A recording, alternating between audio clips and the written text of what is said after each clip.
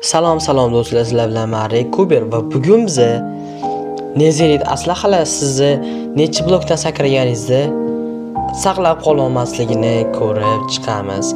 Bilasizki, Nezerit aslaha Minecraft'dagi eng kuchli aslahadir.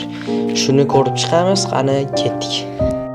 Birinchi bo'lib eng xavfli bo'lgan bitta blokdan sakraymiz. Endi navbat ikkita blokka. Qani yarimta jonim ketarmikan? Bitta ham jon ketmadi. Qo'yil.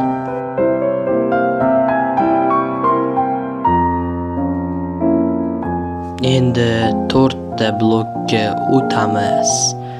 Let's go.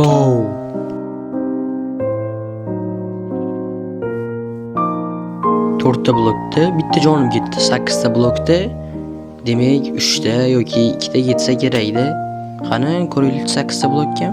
16 ta blokda sira sakrab o'raman. Qani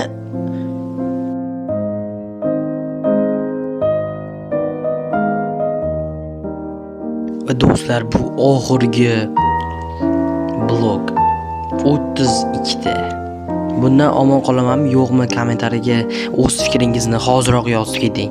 Men esa bundan sakrayman.